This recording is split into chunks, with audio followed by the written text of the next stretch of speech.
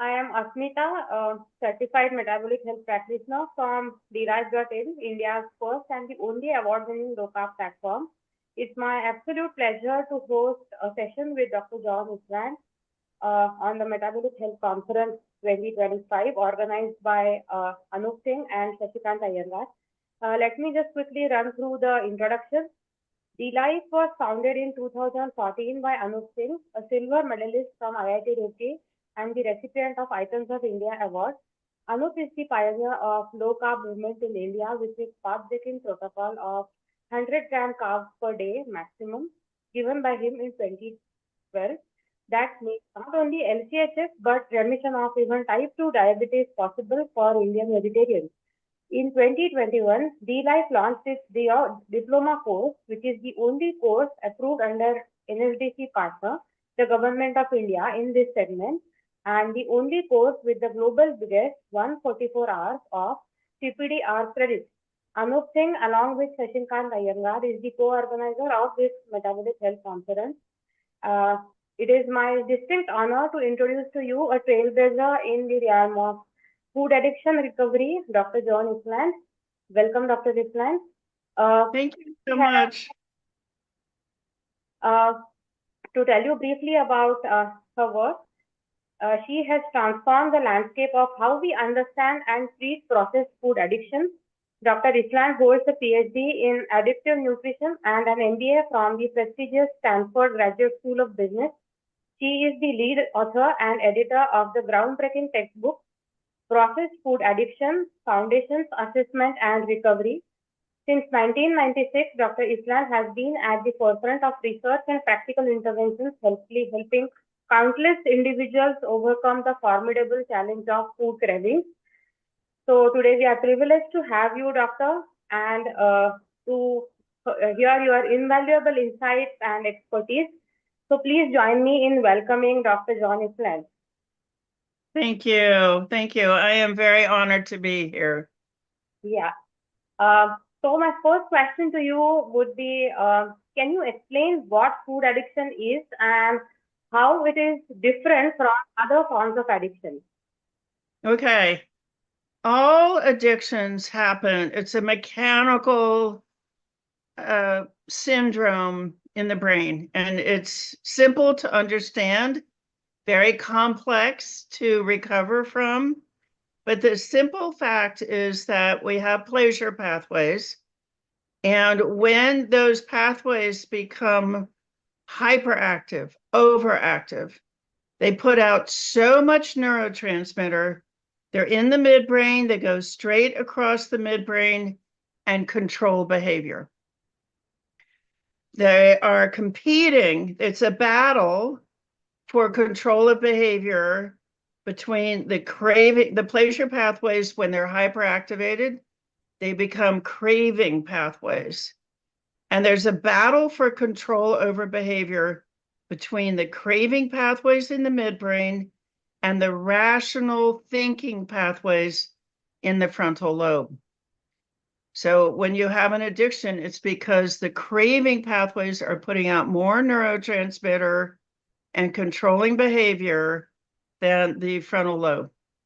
That's, in a capsule, that's what it is. And once you know that, you're not crazy, you don't lack willpower, you're not lazy, you're trying hard enough. But to get those craving pathways to stop putting out that overwhelming amount of neurotransmitter, that's recovery. That's a process. It's just like what Dr. Sai was saying. It's a lot of skills. It's a lot of time. It's a lot of patience. But you can do it. Very interesting. Doctor, one of your innovative work has been with mirror neurons. So, in which you explain that the neurons mirror the actions that you see people doing around you. So, can you explain that pathway a little more? Yes. So you need to change behavior a lot. You need to change a lot of behavior. to accomplish, quieting those craving pathways. But because the craving pathways are so active, they pull the blood supply away from the frontal lobe. And that's where you learn new behaviors. So that's why it's not realistic to try to change all those behaviors by yourself. What you have to do, what we've discovered, and we have been awarded a patent for this method, a US patent. What you can do is you don't have to employ this weak, this frontal lobe that's been deprived of blood flow. There's another system in the brain, these mirror neurons, that is more powerful than the cravings, more powerful than the frontal lobe, and that is the system of mirror neurons. And mirror neurons do one thing. They watch or they listen to what other people are doing, and literally it's a mechanical action. They watch, they collect the information, and then they pack it into the brain cells around them. And that information then becomes thought and it controls behavior. So the strategy then for recovery is to get that person around people who are eating clean, who are eating real food, who are shielding against triggers, all those skills, and their mirror neurons will do the work. You're not actually using the learning pathways in the frontal lobe. And fortunately, Zoom can deliver. We call it mirror neuron engagement. Neurons have to be watching people who are eating real food, sleeping well, taking good care of themselves. They will do all the work. They will just pack those thoughts into the brain. And people naturally, without a fight, without a struggle, they naturally start gravitating towards healthy behaviors. Right. That's a very interesting phenomena that you explained, Doctor. Indians are a very social and community-driven society. So most of our meals are very rich in carbohydrates, and they are linked with festivals and celebrations.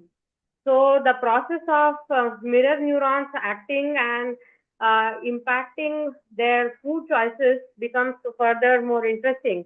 So can you please explain why deep fried snacks, processed foods, grains, and sugary sweets, which are associated with festivals, so addictive?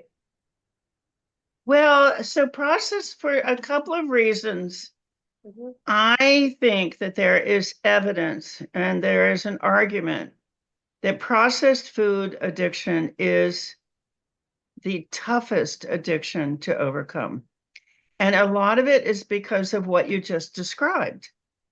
If you want to recover from alcohol, you could spend a whole day without seeing somebody drink, without being offered a drink. You can go to a meeting where nobody else is drinking and they're teaching those skills. You can't do that with processed foods.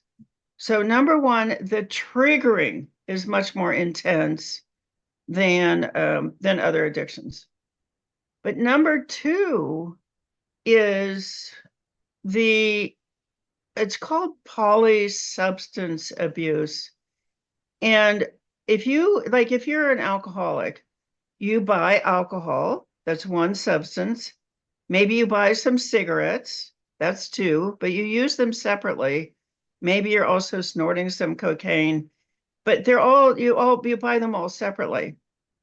Processed foods, you don't get that. You're buying typically a combination of sugar, flour, gluten, excessive salt, dairy, excessive fat, caffeine, and sometimes food additives. Well, the reason that's so important is because those foods individually activate all four of the major craving pathways: dopamine and serotonin and opioid and cannabinoid. So it's in the package. All four of your pleasure pathways are pumping out those neurotransmitters. And we do have evidence that these combinations, if you're using more than one substance, if you have more than one craving pathway activated, it's just harder. Another factor is that this is the only addiction ever on the planet that is targeted to small children, even babies. Yeah. So this started when the tobacco industry came into processed foods in the mid-1980s here in the US. Philip Morris and R.J. Reynolds bought Kraft, Nabisco, and General Foods in 3 short years. And all you have to do is ask yourself, well, why would executives that make their money from addiction, why would they be moving into processed foods? And boom, you can see exactly what happened. Yeah. So having said that, how can an individual identify and manage their triggers for food cravings in everyday life? Mm-hmm. Well, you can do one of two things. Mm-hmm. Our programs run around the world, around the clock. Mm-hmm. We have teams around the world because people signed up with us. We started 7 years ago, Mm-hmm. but also because people wake up during the night and they're craving and they lose control during the night. But if you can flip open a screen and be among people who know you, who like you, who have these control skills, your mirror neurons will kick right in, take a deep breath, get an oxytocin release, and go back to sleep. Right.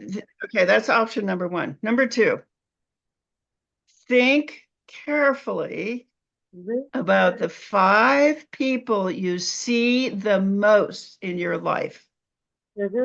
Those 5 people, they're going to be packing those mirror neurons more than anybody else. So think about the 5 people I see most in my life, and then get them educated about what processed foods are doing to them, persuade them, ask them, just do it with me for a week. Do this with me. I have diabetes. I want to get rid of it. I need your help. And the best thing you can do to help me is eat real food right along with me. And if you can persuade those 5 people you see the most to start eating real food with you, then that will protect your mirror neurons from copying people who are eating processed foods. That's a very wonderful insight that you have given, particularly in Indians, where there is, I would say, a very little awareness about managing lifestyle disorders and putting it into the remission. The work that D-Life has been doing, this would be a very, what should I say, important strategy to adopt and move towards a better lifestyle. The question that comes to my mind is there has been a few drugs and which have been tried for managing food addictions, such as GLP-1, Ozempic, and Wegovy. So, what are your opinions about the impacts of these drugs in managing food cravings, food addictions, and their long-term impacts on your metabolic health in general? Yeah. So the way I think about the GLP-1s is they give people some room. They give people a degree of control. And in that kind of, think about it as a breathing space. So, when you're craving all day long and it's all you can think of and it's become an obsession, and you finish eating one thing and all you can think of is eating the next thing, then you don't have much room to learn, to think, to change your behavior. So the GLP-1s give you a little bit of room. Not everybody. Some people take the GLP-1s and continue binging. Mm-hmm. So my message for people taking the GLP-1s is use that wiggle room, use that little degree of peace, that little degree of control, the little bit of release from cravings. Use it to build your skills. Mm-hmm. So we teach 150 skills. We have 17 categories of skills. Most of them are having to do with what we call shielding skills, where you're literally shielding those very sensitive craving pathways from being triggered into a flood of cravings and losing control. When that happens, you lose the battle. It's between the frontal lobe and the cravings pathways. If you can shield yourself from the triggers, from the cues, from the signaling, then you diminish the likelihood that you're going to be in that flood of cravings. So about half the skills that we teach are craving control, trigger control, because when a brain becomes sensitized, a lot of different things can trigger it. Emotions, stress, reminders, association. Like you run into a friend, the last thing you did with that friend was eat a lot of addictive processed foods. Just seeing that friend will trigger cravings by association, and certainly thought control, emotion control, behavior control, relationship management, communication skills, because we're being triggered in our relationships. We're being triggered by our relationships.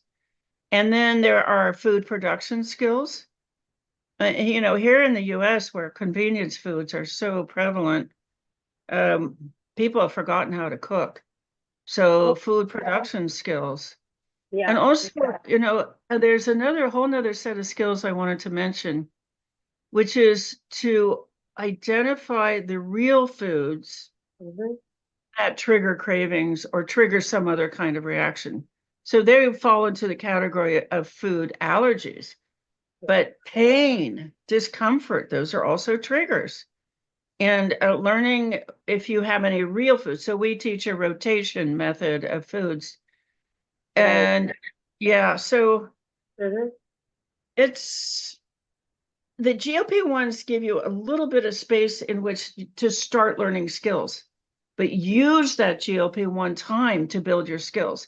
You can't stay, I mean, I'm not an expert on GLP-1s, but I wouldn't, I know there are doctors out there saying, just stay on this for the rest of your life. Yeah. But if you can't, Mm-hmm. then as Dr. Silas just said, when you come off of it, you regain the weight, the heart disease comes right back, the cravings come right back. Exactly. So if you take the GLP-1s and you don't get skill building Mm-hmm. while you're taking them, everything was just waiting for you when you get off of them. Very true. So, you touched a very important point that people don't have time to cook food at home and work for making their own meals. Uh, Doctor, you have been working in this field since 1996.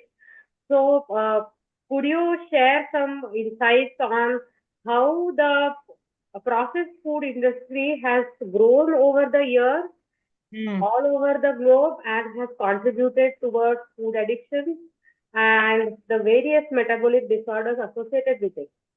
Yeah, oh, great. Thank you. That's a great question. So the American tobacco industry Mm-hmm. was able to spread processed food addiction around the world really fast. 20 years. For 20 years, the obesity epidemic spread around the world. It wasn't an obesity epidemic, it was a processed food addiction epidemic, we know now. Why? Why were they able to do this? It's because they already had the distribution set up Mm-hmm. for tobacco. Mm-hmm. They already had the advertising relationships. Right. So they were just calling up the corner stores where they were selling tobacco around the world Mm-hmm. and saying, "Oh, we're going to be sending you processed foods." So they did not have to develop a distribution network. And on the advertising, so remember that this is these craving floods come from a signal, a reminder, a message, and something associated with that. So advertising is a key component of the addiction business model. Yeah. And with the way advertising contracts work is they are discounted by volume. So they already had advertising for tobacco, and they added this very cheap advertising on top of it because it increased their volume. So the additional advertising was cheap, and they bought a lot of it. Right. And then you had the addiction business model is 5 A's. They had availability, advertising right off the bat, and they had a very cheap high fructose corn syrup. And the third A is affordability. And then they designed products specifically for children. And the age of onset, the younger you are when you get these intense cravings, the harder it is to put it into remission. And then they already knew, they hired a consultant, his name was Howard Moskowitz, to increase the sugar, fat, salt content of things like tomato paste or tomato sauce. And that's the 5th A, is hidden addictive substances in the product. Like they hid extra nicotine and pyrazine in cigarettes. They hid sugar, fat, salt in these products. And oh my gosh, it just went around the world so fast. Yeah. Very interesting. So having said that, actually we would be keen to know any of your strategies that you have tried out on real life patients in overcoming them from their food addictions. If you could share any success stories. Yes. Oh, you have to forgive me. I mean, I know the rules of academic presentations, and you can't market. I mean, so I am going to give you the scientific concept, and you just forgive me. I mean, I'm just going to give you the science and some illustrations. Okay. All right. Sounds okay. good. So, all right. If that's okay. Yeah. So go back to the mirror neurons. All right, let's just do a hypothetical. Suppose somebody was able to go to an immersion program. Say it was an intensive outpatient program, and they were able to go there all day and then take an audio or a video home with them. All right. This is why addictions are treated in residential settings. You get protection from cueing, from the triggering. You get protection from availability. Availability is a trigger. Availability alone will get that dopamine going. Well, then your mirror neurons go to work. And you have all those hours a day where mirror neurons are packing in, I eat real, I eat real, I eat real. So I'm going to give you a couple of examples. These are real life examples. Somebody gets into an immersion program. This is called an immersion program, whatever it is. And they eat, so their pattern is they can hold on to their food plan through the day. But then in the evening, they get around their family, the family's eating dessert, and they just give up. And they eat the dessert with their family.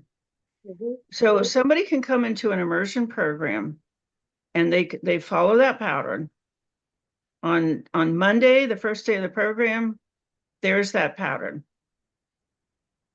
They eat well during the day, and then they fall apart in the evening. Monday, that happens. Tuesday, that happens. But on Wednesday, this is the third day, they eat real food through the day. They come into the kitchen at night, There's the dessert staring them in the face. They're in a program which is compassionate. You know, nobody is going to blame you for lapsing. So the thought that goes through her head on that third day was, I could eat this. I won't get in trouble, but I don't want to. That's right. I don't want to. Those mirror neurons are there for survival. That is why they are the most powerful part of the brain. Yes. Humans are relatively small mammals. We will not win against a pack of hyenas or the lions. We have 7 million years of evolution behind us where we learned if we're in a group, we live. If we're out by ourselves, we die. So those mirror neurons packing in that information, they will dominate behavior. They will do anything to get you to conform to the people around you. So in those 3 days, what happened to her brain was it just got packed with, we don't need that, we don't need that, we don't need that. Exactly. And yeah, think about the way she thought that. She said, I could eat that, I won't get in trouble, but I don't want to. Right. Because now at this point, eating that is abnormal. Abnormal is one of the key words in behavior and understanding behavior. Right. So at that point, it was abnormal. Same thing, somebody came into a program and they described the battle. Every time they went into the kitchen, every time for like their whole life, there would be the battle. Am I going to eat the bad stuff in the refrigerator, or am I going to make a healthy meal? It took 5 days, but she said on Friday she went in and there was only one thought. I'm going to make a healthy meal. That's how it works. Right. I think that is a very interesting point that you made.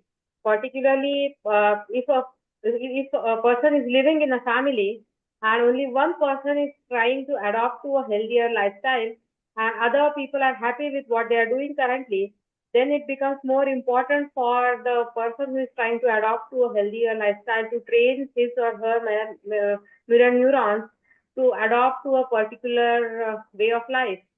So yes. My next question would be, have you tried this strategy working for an individual better than a group of people, or say a family of individuals working more quickly, more effectively, and in a sustainable manner? Yes, this is actually where my work is headed. You had that question you just asked had 2 parts, because the second part was, what are the diseases? What are the chronic illnesses associated with processed foods? And we have the work of Rob Lustig. It's a chapter in his book, Metabolical, and he goes 8 ways that processed foods attack cell function. They cripple cell function. So when and all throughout the body, but when you have that basic function not working, I recently put together a presentation on how processed foods relate to 20 chronic illnesses. We have a flood of new research because people are using that definition of ultra-processed foods and doing all kinds of studies to show that it's related to all the mental illnesses. We have a book by Chris Palmer called Brain Energy, where he shows that mitochondrial dysfunction in brain cells is the basis for a broad range of mental illness. So a lot of mental illnesses are related to processed foods. All the organ-related diseases, heart disease, liver disease, gut disease, and then all the system dysfunction, diabetes and obesity and sleep disorders, for example. Those are all, I mean, here's the good news, is they can be put into remission. So that's actually the patent that we were just awarded. It's a method to put chronic illness into remission. All right, now let's go to your question about, I'm really grateful that you're asking questions about implementation. Okay, so think about where people spend the most time. They spend the most time in their workplaces and at home. Yes. So you just hit on one of the most important things, which is to, I say, start with the education. If you want that, I made a video out of how processed foods relate to 20 chronic illnesses. There's a study about how processed foods create the disease, another study about how eliminating processed foods is the pathway to remission. And then I stuck in a third study because I have a business degree. I have that MBA. I'm very interested in business dynamics and how they influence. Well, this is kind of shocking, but the US medical, this is just US, I'm sorry, I don't have the numbers for India. The US medical industry revenues are $4.5 trillion a year. My goodness. 90% of that is coming from these chronic diet-related illnesses. The numbers itself speak for themselves. So yeah, it's totally what you would expect to see. Americans are eating 73% of their food, processed foods. I'm sure, yeah, I'm sure the numbers won't be different much in India. I'm so sorry. I mean, I really, as an American, I just want to just say how sorry I am that these American corporations did that. Yes. Yeah. Yes, they did. So having explained these factors, how do you see the landscape of food addiction treatment evolving in the coming years? Well, yeah. Would be keen to have your message for Indians who are not so aware yet about food addictions and fostering on grain-based meals. There are a lot of myths about millets are good for diabetes and ragi is good and these things like that. So what would be message for Indians? So I am not carb averse. I have seen people go from like a struggling on a carnivore diet or an extremely low carb diet, struggling, not control of their food, cravings. They switch to a plant-based program and they're fine. And I've seen it go the other way. People are struggling on a plant-based program and they go to carnivore and they're fine. So everybody has a very individual profile of sensitivity. Why could somebody be struggling on a carnivore food plan? Because we do have fairly recent evidence that fat can be addictive. Fat activates the same pathway as marijuana. Okay. It's a pleasurable food. And Mother Nature rewards, if you're eating a food that's nutritious, etc., Mother Nature will reward that. Well, she rewards fat consumption with a different pathway than sugar consumption. Sugar is dopamine, fats are the cannabinoid pathway. So this is something that I hope every one of your listeners is acutely aware of, which is if you put somebody on a low carb food plan, but you haven't treated the cravings, they can easily transfer sugar flour addiction, so refined carb addiction, over to fat addiction. Very interesting. So even if foods which are healthy, I mean the healthy fats, a person can develop addictions even for the foods identified as healthy. Am I right in saying that? Yeah, I mean, lentils are a healthy food. Yes. Lentils are a healthy food. You really, unless you're a carb, you're just against all carbs. Lentils are a healthy food. But if you have carb sensitivity, you can binge on lentils. But for me, what I would say is, I would never say that there's any one food plan for beating addiction, because I've seen this experience back and forth. It can go either. You can have fat addiction and get off a carnivore food plan and do well, or you can have really deep carb sensitivity and get on carnivore and do well. So if you prescribe a low carb food plan, please, please, please check for food addiction. And it's easy. There are 11 diagnostic criteria for alcoholism. In my doctoral work, I validated those criteria for overeating for food. And they're actually on our website. I just have to be careful here. But let me just would you like me to run through the 11 signs? Sure. We do have 5 minutes. We can definitely run through that. Okay, great. So number 1 is called unintended use. It's where you have a plan, you're only going to use so much, you're only going to consume so much, but you consume more.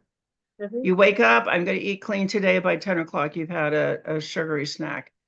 Okay, that's unintended use. Number 2, now unintended use, I'm going to cite some prevalence statistics as well for the US, and I'm sorry, I'm citing it for the US.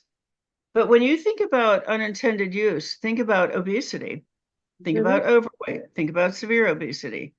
Those people did not intend to become obese. So in the US, 83% of the country is overweight, obese, or severely obese.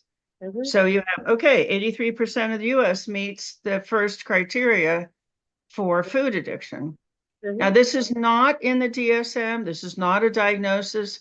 I'm carefully calling this the signs, and you can only self-identify with these signs. Okay, number 2, failure to cut back.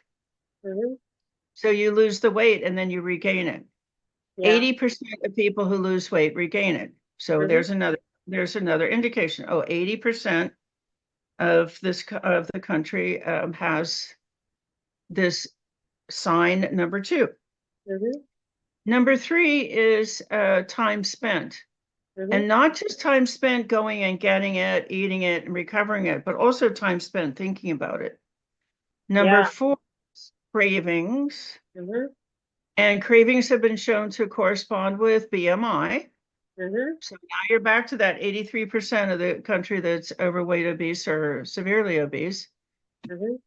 Number 5 is failure to fulfill roles. And once somebody has become obese, we now have evidence that they also start to become immobile. They have joint pain, they're out of balance, it's hard to move around. So they can no longer fulfill roles. Number 5 is relationship problems. These foods make us very irritable, depressed. They actually shut down, they downregulate those pleasure pathways, and you become depressed and tired. Very hard to maintain relationships. Number 6, next one is activities given up.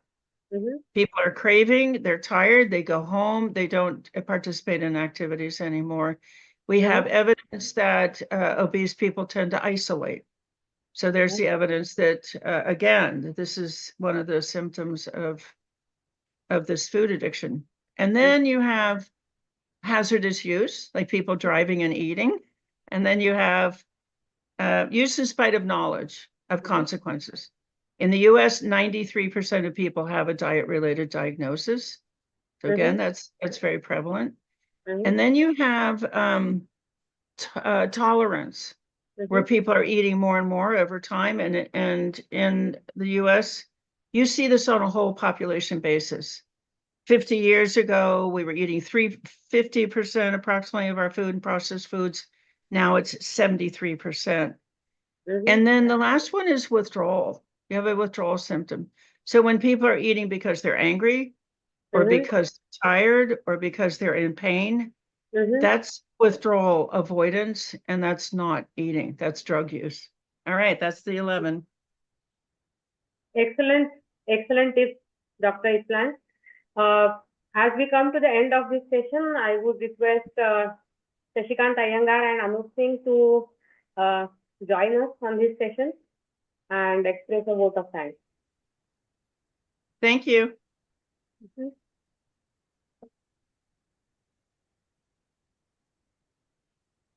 Shashi, Yeah, yeah. we'll just get Anup Singh also in. Mhm. Okay, so till it comes in, Joanne, thank you very much for accepting this invite and giving us a lot of insight on the addiction potential of food, and how we can really overcome. So in keeping up with the theme, I think India is going to get benefit greatly by your sessions and all the tips. Thank you. And thank you very much, and we'll come back and we'll interact more in future. Great. Thank you so much. Thank you, Joanne, and I'm sure we'll have you back in broadcast also. Thank you. Thank you.